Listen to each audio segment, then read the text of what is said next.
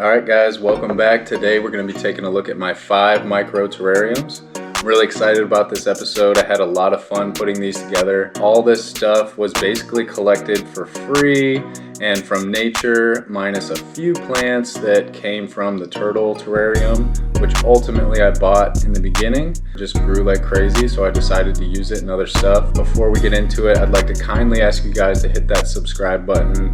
If you like this content, there's going to be much more terrarium, aquarium, fishing, nature, animal stuff in the works. It's pretty much what I've been obsessed with my whole life, hence the name of the channel. And yeah, I would just really appreciate that. Getting back into this, like I said, all of these containers were acquired basically for free, just collected them over the years. A couple of them I got from Goodwill for very cheap. And then all of the material in here was collected at different points in time from different locations. So I'd like to start with the terrarium in the middle here. It's actually filled with water. It's an aquatic feature and I really like how it turned out. It's a small rectangular jar here. Obviously you have evaporation, so just topping it off every once in a while. The plants do a great job of sucking out all the nitrate and ammonia from the water. I do have a couple snails in here. These are just little guys that propagated in my fish tank, and I decided to go ahead and try them out in here, and they're doing great. You can see the root system of the pothos here is just taking over, giving it that real jungle vine vibe, and I really like that. Snails do a good job of cleaning off all the algae, as this sits in front of a window most of the time. And you can see on the top here, I've got some red root floater. I didn't know if that was going to ultimately survive, but it's been a few weeks now and it's actually growing new little pieces. And you can also see a little bit of duckweed in there. That was just kind of a hitchhiker on the red root floater. Super happy with how this one turned out. I think mixing the terrestrial plants with the aquatic feature, having it sort of overflow off the top, really gives it a lot of character and depth. So when all this stuff is lined up against the window, it just looks gorgeous. Alright, I'm going to move on to the 2 smaller jars. Now, these jars are pretty unique. I was visiting some family in Ohio and asked the person I was staying with for a couple of small jars that they didn't want. Just went outside and started collecting nature. Now you can see in these jars, I always start off with a layer of gravel on the bottom. This is going to basically hold the excess water so it doesn't begin to rot the roots or anything organic in the bottom of the jar. So basically, it's a good indicator of whether or not you have enough water in the terrarium. So you want to look for just enough water to fill those rocks, and that's about it. The terrarium is going to pull the moisture that it needs through the soil, and the plants will do fine.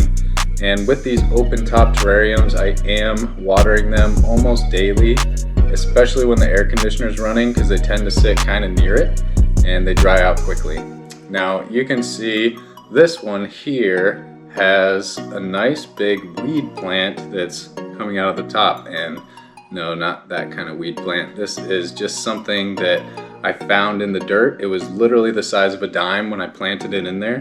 So just started with some dirt that I collected, a little bit of moss, that tiny little plant, and I took some sticks here to just give it some hardscape structure.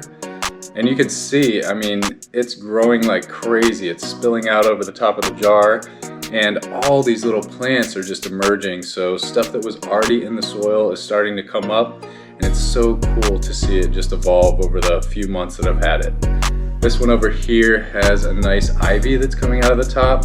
I wanted to make it a little bit different, so I did not put that same little weed plant in there.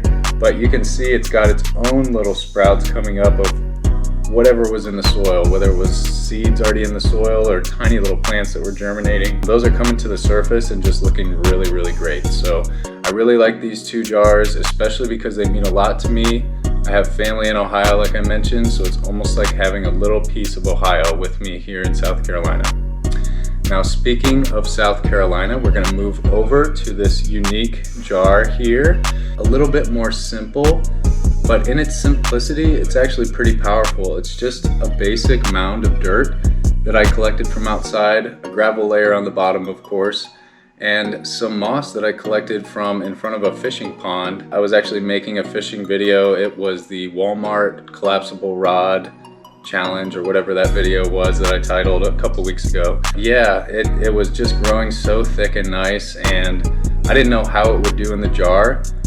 It's doing really, really well, and I like that just basic blank carpet of moss. It just looks so clean. I've got one piece of driftwood in here that I found near the woods. I guess that wouldn't make it driftwood, that would make it a stick. One nice curved stick here that I thought would look really good just sort of draping out of the top. And then this stuff right here is called Spanish moss. So you'll see this a lot down south in the low country, and you'll see it hanging from trees. I don't know too much about it. It survives, so I think it just pulls its moisture from, I don't want to say its host, because it doesn't actually like grow into the things that it's on. It just kind of hangs there, continues to grow, and just tangles over. So it's been doing really well. It adds a nice little element to the piece here and gives it something on the top that's kind of unique. So really happy with that one. That brings us to our fifth and final terrarium over here. This is probably the most unnatural terrarium, being that the pink angel plant and the king's ivy were both purchased at one time, I think from Home Depot. But they're just really easy growing plants. The pink angel is really beautiful. It's got these cracked pink lines on top of the leaf. They contrast the king's ivy really well. I really like how they're sort of growing and tangling in and amongst each other. When I first planted this, they were both just little sprouts. So it took up basically half the container, and now it's just spilling over top, which is really the look that I'm going for. I think it makes it much more unique when your plant material is actually extruding from the project itself. It just kind of makes it pop out at you and gives it a little bit of depth. Along the bottom here, I took some stuff that I found on the ground, some acorns, some leaves, a few bit of pebbles there, just to give it some texture and just to make it look really naturalistic. These terrariums are supposed to look as natural as possible. Obviously with these two small jars here, it's just completely stuff that we dug out of the ground in Ohio. Same with this one here with the South Carolina moss. You'll see a lot of videos online with sealed terrariums, and you can do that too. I just found that when I was sealing my terrariums, for the most part they stayed pretty foggy. Might be better for the plants to have all that humidity, but I wanted to see them. That's why I set them up. So this is just how I decided to do these 5.